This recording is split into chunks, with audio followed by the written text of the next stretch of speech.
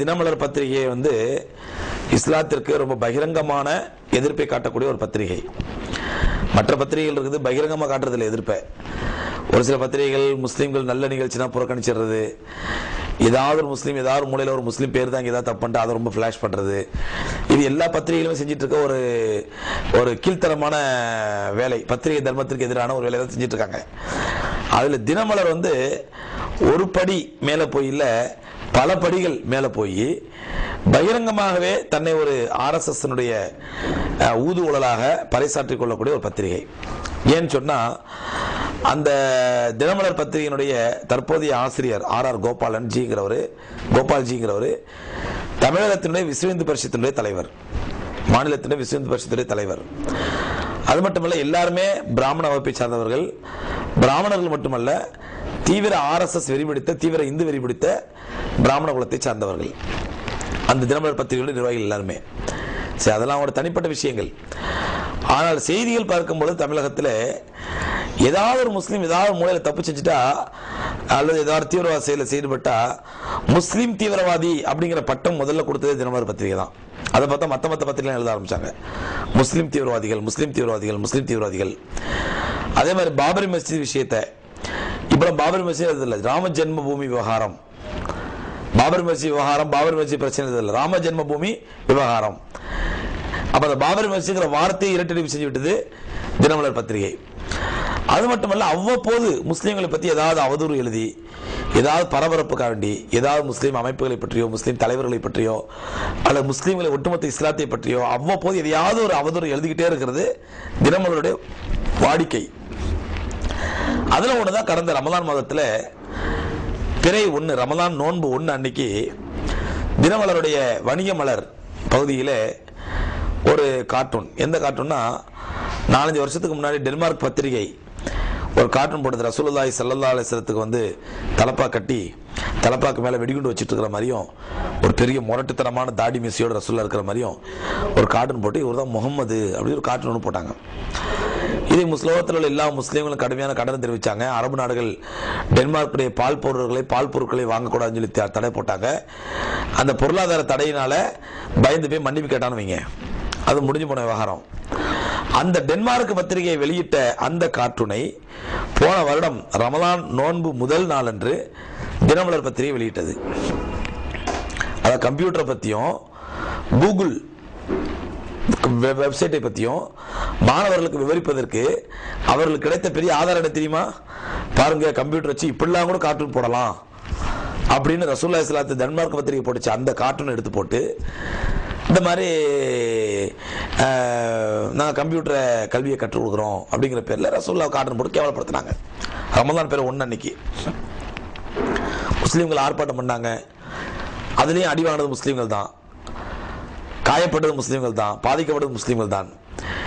இப்படி இருக்கும் பொழுது கலவரங்கள் வெடிக்க ஆரம்பிச்சோடனே காவல்துறை அவர் மேலே ஒரு FIR போட்டுச்சு. தினமலர் பத்திரிகை மேலே அரெஸ்ட் வாரண்ட் போட்டாங்க. அந்த FIR தன்னை தற்காத்துக் கொள்வதற்காக, முன்ஜாமீன் பெறுவதற்காக தினமலர் பத்திரிகை ஆசிரியர்கள் சார்பாக சென்னை உயர்நீதிமன்றத்தில் ஆன்டிசெப்டி பெயில் முன்ஜாமீன் மனு விசாரணை நடந்துட்டு இருந்துச்சு. இதை கேள்விப்பட்டு அதை பார்த்த என்னுடைய ஒரு அட்வொகேட் நண்பர் ஒருத்தர் என்கிட்ட சொன்னாரு, இந்த மாதிரி அவங்களுக்கு ஒரு தினமலர் பத்திரிகை முன்ஜாமீன் வழக்கு தினமலர் பத்திரிகைக்கும் கவர்மெண்ட்டுக்கும் நடந்துட்டு இருக்குது. இதுல நீங்க பார்ட்டியின் பெர்சனாக, அதாவது என்னையும் இந்த வழக்கில் சேர்த்துக்குங்க அப்படின்னு சொல்லி நீங்களா போய் ஒரு மனு கொடுத்து பார்ட்டியின் பெர்சனாக சேர்ந்தீங்கடா, நம்ம முஸ்லீம் தரப்பு நியாயத்தை எடுத்து சொல்லி அவனுக்கு ஏன் ஜாமீன் கொடுக்கக்கூடாது அப்படிங்கிறது ஆர்கியூ பண்ணலாம். ஏன்னா கவர்மெண்ட் ஆர்கியூ பண்ணால், government PP public prosecutor argue பண்ணால் அது எந்த அளவுக்கு அவர் உணர்வுபூர்வமாக சொல்ல எதிர்பார்க்க முடியாது அப்படின்னோன்னு ஒரு சரி இதில் நம்மளே களத்தில் இறங்கலாம்னு சொல்லி நான் நேரடியாக ஹைகோர்ட்டுக்கு போய் மரியாதைக்குரிய நீதிபதி ரகுபதி அவர்களுக்கு முன்பாக நடந்து கொண்டிருந்தது வழக்கு விசாரணை. நானே கொண்டு போய் ஒரு பெட்டிஷன் கொடுத்தேன் ஓப்பன் கோர்ட்லேயே, என்ன இதில் இந்த வழக்கில் பார்ட்டியின் பெர்சனாக சேர்த்துக்கணும். ஏனென்றால் நான் ஒரு முஸ்லீம் சமுதாயத்தினுடைய ஒரு பள்ளிவாசலுடைய தலைமை இமாம். ஸோ இதில் அதிகமாக பேசுறதுக்கு, அதிகமாக அக்கறை காட்டுறதுக்கு எனக்கு தான் அதிக பொறுப்பு உண்டு. அதனால் முஸ்லீம் சமுதாயம் சார்பாக பேசுவதற்கு எனக்கு அனுமதி தர வேண்டும் அப்படின்னு சொல்லி நான் என்ன பண்ணேன், ஒரு பார்ட்டியின் பெர்சனாக என்ன இந்த வழக்கில் ஒரு ஆளாக சேர்த்துக்கணும்னு சொல்லி ஒரு பெட்டிஷன் கொடுத்தேன். அல்ஹம்துலில்லாஹ் அந்த பெட்டிஷன் ஏற்றுக்கொள்ளப்பட்டுச்சு. ஓரிரு நாட்கள்லேயே வழக்கு விசாரணைக்கு வந்துச்சு. விசாரணைக்கு வரும் பொழுது அதற்குள், அதாவது இன்னைக்கு விசாரணை வரப்பொழுது, இன்னைக்கு தான் லாஸ்ட் ஆர்குமெண்ட்டு. இன்னைக்கு ஜட்ஜ்மெண்ட் கொடுக்க போறாங்க. நேற்று காலையில் தினமலர் பத்திரிகையில் ஒரு சின்ன கட்டம் போட்டு மன்னிக்க வேண்டுகிறோம் அப்படின்னு போட்டு, இந்த மாதிரி வெளியிட்டது யாரோ எங்களை கம்ப்யூட்டர் ஆப்ரேட்டர் பண்ண தப்பு, இதை நாங்கள் மன்னிக்கும்படி கேட்டுக்கொள்கிறோம் சொல்லி சின்ன மன்னிப்பு ஒன்று போட்டாங்க முந்தின நாள். அதாவது 10 நாள் அந்த பிரச்சனை தொடர்ந்து நடந்துட்டு இருக்குது. கடைசியில் நாளைக்கு இன்னைக்கு ஜட்ஜ்மெண்ட், இன்னைக்கு அவங்களோட பெயில் கேன்சல் ஆகுமா பெயில் கன்ஃபார்ம் ஆகுமான்னு இன்னைக்கு ஜட்ஜ்மெண்ட் கொடுக்குறாங்க. நேற்று காலையில் ஒரு நாள் முன்னாடி காலையில் பத்திரிகையில் மன்னிப்பு கொட்டாங்க.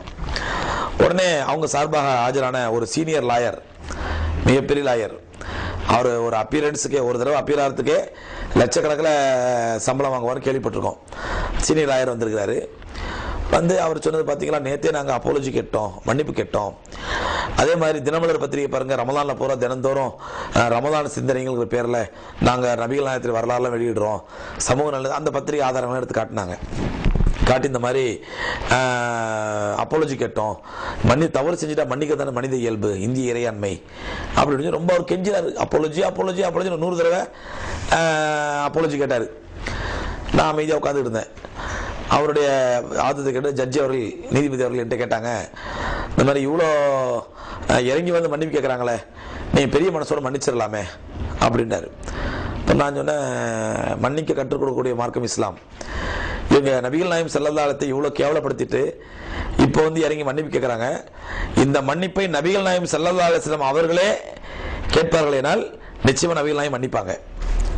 ஏனென்றால் மன்னிப்பை உலகத்துக்கு கற்றுக் கொடுத்தவங்க அவங்க, உலகத்தினுடைய கருணை செல்வம் அவங்க, உலகத்திற்கே பரந்த மனப்பான்மைனா என்னன்னு கற்றுக் கொடுத்தவங்க அவங்க. இவர்களெல்லாம் இவர்களோட பெரிய பெரிய அயோக்கியரெல்லாம் மன்னிச்சிருக்கிறாங்க நபிகள் நாயகம். ஆனால் அந்த மன்னிப்புக்கு தினமலர் பத்திரிகை தகுதியான பத்திரிகை அல்ல, தகுதியானவர்கள் அல்ல. ஏன்னு சொன்னா இவங்க மன்னிப்பு கேட்பது இது முதல் தகுதி அல்ல அப்படின்னு சொல்லி நான் நிறைய ஆதாரங்கள் ஹோம்ஒர்க் பண்ணி நிறைய ஆதாரங்கள் எடுத்துட்டு போயிருந்தேன். 1997 இருந்தே 97, 2000, 2002, 2004 நிறைய ஆதாரங்களோட கட்டிங்கோடு எடுத்துட்டு போய் அதில் 2-3 விஷயங்களை மட்டும் நான் சொன்னேன்.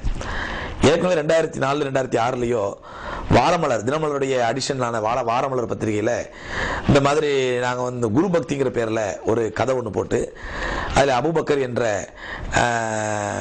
சீடன் முகமதுக்கு படுத்து கிடந்தான், வந்தான், போனான் அப்படிங்கிற மாதிரி எழுதி கடைசியில் அந்த அபூபக்கர் என்ற சீடன் நான் முகமது நபியுடைய காலில் விழுந்து வணங்கினான் அப்படின்னு சொல்லி ஒரு கார்ட்டூனையும் போட்டு, நபிகள் நாயகம் ரசூலா உட்காந்துருக்க முடியும், அபூபக்கர் ரலியல்லாஹு அன்ஹு ரசூலுடைய பக்கத்தில் படுத்திருக்க மாதிரி ஒரு கார்ட்டூன் போட்டு அபூபக்கர் ரலியல்லாஹு அன்ஹு அமைவன் எழுதி அந்த சீடன் முகமது நபி காலில் விழுந்து வணங்கினான் அப்படின்னு சொல்லி போட்டு முடிச்சாங்க. உடனே அப்பவே மறுப்பு கொடுத்துருந்தாங்க. கீழக்கரையிலேருந்து என்ஆர்சி நியூஸ் ரிசர்ச் கவுன்சில் ஒரு அமைப்பு இருந்துச்சு, அந்த அமைப்பு சார்பாக அப்பவே வந்து ஒரு மறுப்பு கொடுத்துருந்தாங்க. அந்த மறுப்புக்கு கடைசி வரலாம் அவன் விளக்கமும் போடலை, மறுப்பும் கொடுக்கல, மன்னிப்பும் கொடுக்கல. அப்புறம் மேட்ரு பிரஸ் கவுன்சில் போய் அது ஒரு பெரிய சர்ச்சையாச்சு, அதையும் மதிக்கலை. அப்புறம் ஒரு சில முஸ்லீம் தலைவர்களை பற்றி ரொம்ப தாறுமாறாக எழுதி அவங்க கோர்ட்டில் கேஸ் போட்டு அவங்களுக்கு அந்த 2-3-4 வருஷத்துக்கு முன்னாடியே 1 லட்சம் ரூபா நஷ்டஈடு கொடுக்கணும்னு சொல்லி ஹைகோர்ட் ஜட்ஜ்மெண்ட் ஆச்சு. அதையும் நஷ்டஈடு கொடுக்கலாமே தினமலர் பத்திரிகை. எல்லாத்துக்கும் மேலா முத்தாய்ப்பு வச்ச மாதிரி ஒரு மேட்டர் என்னன்னு சொன்னா, 2006 நினைக்கிறேன், 2006, 2007 தினமலர்ல ஒரு செய்தி, ஒரு உருது நோட்டீஸை போட்டு தீவிரவாத அமைப்புகளுக்கு பகிரங்க தீவிரவாதத்தில் சேர்வதற்கு முஸ்லிம் இளைஞர்களுக்கும் மதரசா மாணவர்களுக்கும் பகிரங்க அழைப்பு அப்படின்னு சொல்லி தலைப்பு போட்டு, தீவிரவாத இயக்கத்தில் சேர்வதற்கு பகிரங்க அழைப்பு அப்படின்னு போட்டு, முஸ்லிம் இளைஞர்களிடத்திலும் மதரசா மாணவர்களிடத்திலும் பலத்த வரவேற்பு அப்படின்னு போட்டு ஒரு நோட்டீஸ் ஒன்று, ஒரு உருது நோட்டீஸ். அந்த உருது நோட்டீஸ்ல என்ன போட்டிருதுன்னா, நவுது பில்லாஹி மின் தாலிக், அல்லாஹ் நம்மை பாதுகாப்பானாக. எனக்கு உருது தெரிஞ்சதுனால அந்த உருது ஃபுல்லா டீட்டெயிலா படித்தேன். அல்லாஹ் நம்மை பாதுகாப்பானாக. இன்று முஸ்லிம் இளைஞர்களை சில பேர் வழிகெடுத்து பணத்தாசை காட்டி தீவிரவாதத்தின் பக்கம் அழைப்பதாக எங்களுக்கு தகவல் வந்திருக்கிறது. ஆகவே முஸ்லிம் இளைஞர்கள் எந்த காரணத்தை கொண்டும் இது போன்ற அமைப்புகளை சேர்ந்து விட வேண்டாம். நம்முடைய பணத்தை பணம் பெற்று கூலி வாங்கித்தான் தீவிரவாதத்தில் இது ஜிஹாது செய்ய வேண்டும் என்ற அவசியம் இல்லை. இப்படி செய்வதற்கு பேர் ஜிஹாதும் இல்லை. ஆகவே முஸ்லிம் இளைஞர்கள் இந்த மாதிரி தீவிரவாத செயலில் போயிடாம ரொம்ப கவனமா இருக்கணும், அல்லாஹ் நம்ம எல்லாரையும் பாதுகாக்கணும் அப்படின்னு சொல்லி ஒரு அட்வைஸ், முஸ்லிம் இளைஞர்கள் அட்வைஸ் பண்ண ஒரு நோட்டீஸ். இந்த நோட்டீஸை போட்டு தலைப்பு என்ன, தீவிரவாத இயக்கத்தில் சேர முஸ்லிம்களுக்கு பகிரங்க அழைப்பு, முஸ்லீம் இளைஞர்களிடத்திலும் மதரசா மாணவர்களிடத்திலும் பலத்த வரவேற்பு அப்படின்னு போட்டு கீழே செய்தி என்ன போட்டுருது. இங்கே குறிப்பு இந்த பக்கத்தில் உள்ள இந்த உருது நோட்டீஸ் காஷ்மீரில் உள்ள எல்லா மதரசாக்களிலும், வடநாட்டில் உள்ள டெல்லி போன்ற எல்லா மதரசாக்களிலும், பள்ளிவாசல்களிலும் இந்த நோட்டீஸ் ஒட்டப்பட்டுள்ளது. இந்த நோட்டீஸில் என்ன குறிப்பிடப்பட்டுள்ளது என்றால், முஸ்லீம் இளைஞர்கள் இந்தியாவுக்கு எதிராக ஜிஹாது செய்ய வேண்டும், தீவிரவாதத்தின் பக்கம் அழைக்க வர வேண்டும். அப்படி தீவிரவாதத்தில் சேர்பவர்களுக்கு 1 லட்சம் ரூபாய் முன்பணமாக அட்வான்ஸும் மாதா மாதம் 10,000 ரூபாயிலிருந்து 25,000 ரூபாய் வரை சம்பளம் கொடுக்கப்படும் என்று நோட்டீஸில் குறிப்பிடப்பட்டுள்ளது. மேலும் இந்த நோட்டீஸிலே நவீன முறையில் வெடிகுண்டுகள் செய்வது எப்படி, அது ஒரு இடத்திலிருந்து இன்னொரு இடத்துக்கு எடுத்து செல்வது எப்படி, அதை போலீசாருக்கு தெரியாமல் கையாளுவது எப்படி என்பது பற்றி எல்லாம் இந்த நோட்டீஸில் விளக்கப்பட்டுள்ளது. இந்த நோட்டீஸுக்கு முஸ்லீம் இளைஞர்களிடத்திலும் மதரசா மாணவர்களிடத்திலும் பலத்த வரவேற்பை பெற்றுள்ளது. எவ்வளவு பெரிய அயோக்கியத்தனம் பாத்தீங்களா? இதை நான் அப்படியே வாசிச்சு காட்டின ஜட்ஜுக்கு முன்னாடி. இந்த உருதுல என்ன இருக்குதுங்கிறதுக்கு மெட்ராஸ் யூனிவர்சிட்டியினுடைய ஹெட் ஆஃப் டிபார்ட்மெண்ட், உருது மொழியினுடைய head of the department HOD அவங்கள்ட்ட போய் அதை டிரான்ஸ்லேட் பண்ணி அவர் சீல் போட்டு சைன் வாங்கிட்டு வந்தேன். அதையும் ஜட்ஜிட்ட காட்டினேன். இந்த உருது நோட்டீஸ்க்கு இதுதான் டிரான்ஸ்லேஷன். ஆனா இவன் எழுதிய டிரான்ஸ்லேஷன் பாருங்க. இப்படி அயோக்கியத்தனம் செய்வதே தன்னுடைய தொழிலாக கொண்டவனை எப்படி மன்னிக்க முடியும்? இப்படி தப்பு செஞ்சுக்கிட்டே இருப்பான், இவனை மன்னிச்சுட்டே இருக்கணுமா? மன்னிப்புக்கு அர்த்தமே இல்லையா அப்படின்ற ஜட்ஜி கன்வின்ஸ் ஆயிட்டாரு. அடுத்து அந்த சீனியர் லாயர் சொன்ன ஒரு பெரிய இது என்னன்னு சொன்னா, நாங்க வழக்கு தொடர்ந்த 3 பேருமே 65 வயசுக்கு மேல உள்ளவங்க. அவங்க சீனியர் சிட்டிசன், அவங்க சீனியர் சிட்டிசனை மன்னிச்சாவது, சீனியர் சிட்டிசனை மதித்தாவது நாம் அவர்களுக்கு பெயில் கொடுக்க வேண்டும், அவர் சுதந்திரமா நடமாட வேண்டும் அப்படின்னு கேட்டார். நான் சொன்னேன் ஓகே, சீனியர் சிட்டிசன் சீனியர் சிட்டிசனை அவன் கொலை செஞ்சாலும் கொள்ளை அடிச்சாலும் அவன் இந்த நாட்டில் அவனுக்கு என்ன தண்டனை இல்லைன்னு சொல்லி அரசியல் சாசனம் ஏதாவது தண்டனை அப்படி சட்டம் இருந்துச்சுன்னா அவளை விட்டுருங்க. சீனியர் சிட்டிசன்கிற அந்த ஒரு பலகீனத்தை வைத்துக்கொண்டே அவன் எல்லா தப்பையும் செஞ்சுட்டு இருப்பான். அவனை மன்னிக்க முடியுமா? அவன் விட்டு வைக்க முடியுமா? அப்படின்னு சொல்லி 15-20 நிமிஷம் நான் கடுமையான ஆர்கியூமெண்ட் பண்ணேன். தமிழில் தான் பேசினேன், கடுமையான ஆர்கியூமெண்ட். என்னுடைய ஆர்கியூமெண்ட்டை கேட்டு ஜட்ஜி அவர்கள், இப்போ நீங்கள் இப்போ என்னதான் விரும்புறீங்க அப்படின்னாரு. நான் சொன்னேன் உங்களை அரெஸ்ட் பண்ணோம், இவங்க 3 பேரை அரெஸ்ட் பண்ணோம். ஜனநாயகம் இவர்கள் கொடுத்த இந்த எழுத்துரிமையை தவறாக பயன்படுத்துவதை தவிர்க்க வேண்டும். அது மட்டுமல்ல, இவங்க போட்ட கார்ட்டூன் எவ்வளவு விபரீதமான கார்ட்டூன் இவங்களுக்கு தெரியும். 3 வருஷத்துக்கு முன்னாடி டென்மார்க் பத்திரிகையில் இந்த கார்ட்டூனை வெளியிட்டு உலகம் முழுவதும் சுமார் 250 பேர் இந்த கலவரத்தில் கொல்லப்பட்டிருக்கிறார்கள் செய்தியை தினமலர் பத்திரிகை வெளியிட்டு இருக்குது. அதை எடுத்து வாசிச்சு காட்டினேன். இந்த கார்ட்டூன் டென்மார்க் பத்திரிகை வெளியிட்டதனால உலகம் முழுவதும் முஸ்லீம்கள் கொந்தளிப்பு ஏற்பட்டு கலவரம் ஏற்பட்டு அதனால் 250 பேர் கொல்லப்பட்டிருக்கிறார்கள். 250 உயிர்கள் கொல்லப்படுவதற்கு இந்த கார்ட்டூன் காரணமானதுங்கிற தகவலை இதே தினமலர் பத்திரிகை 2ஆம் தேதி பேப்பர்ல வெளியிட்டிருக்குது. அந்த கார்ட்டூனை ரமலான் பிறை 1 அன்னைக்கு, ரமலான் பிறை 1ஆம் தேதி அன்னைக்கு, முதல் பிறை அன்னைக்கு இதை வெளியிடுவதனால தமிழ்நாட்டில் சட்டம் ஒழுங்கை கெடுக்க வேண்டும், இங்கும் ஒரு கலவரத்தை உருவாக்க வேண்டும், அடிதடி சண்டை ஏற்படுத்த வேண்டும் என்பதுதான் இவருடைய உள்நோக்கம். இது தெரியாமல் நடந்த தவறல்ல, வேண்டுமென்றே லாண்ட் ஆர்டரை, சட்டம் ஒழுங்கை கெடுப்பதற்காக இது உருவாக்கப்பட்ட திட்டமிட்ட சதி அப்படிங்கிறது ரொம்ப ஆதாரப்பூர்வமாக சொன்ன உடனே ஜட்ஜி கன்வின்ஸ் ஆகி அவங்களுக்கு வழங்கப்பட்ட பெயிலை கேன்சல் பண்ணி 3 பேருக்கு அரெஸ்ட் வாரண்ட் போட்டாரு. உடனே இவங்க என்ன பண்ணிட்டாங்கன்னு சொன்னா, சாயந்தரம் 5 மணிக்கு இந்த அரெஸ்ட் வாரண்ட் நடக்குது. உடனே இவங்க டெல்லிக்கு போய் மறுநாள் காலையில் எந்த பத்திரிகையும் வந்துடக்கூடாது, அங்கே டைரக்டர்ஸ் எடிட்டர்ஸ் கிளப்னு ஒரு கிளப் இருக்குது டெல்லியில், அங்கே போய் இது இந்திய ஜனநாயகத்தில் பத்திரிகை தர்மத்துக்கு எதிரான கொடுக்கப்பட்ட ஜட்ஜ்மெண்ட், இந்த ஜட்ஜ்மெண்ட் பொதுமக்களுக்கு தெரிஞ்சதுண்டா இது எல்லாரும் அப்புறம் நாளைக்கு கேஸ் போட ஆரம்பிச்சிருவாங்க அப்படி இப்படின்னு சொல்லி பத்திரிகையாளர்லாம் உசுப்பிட்டு இந்த செய்தி எந்த பத்திரிகையும் வந்துடக்கூடாது அப்படின்னு சொல்லி எந்த பத்திரிகையும் வரல.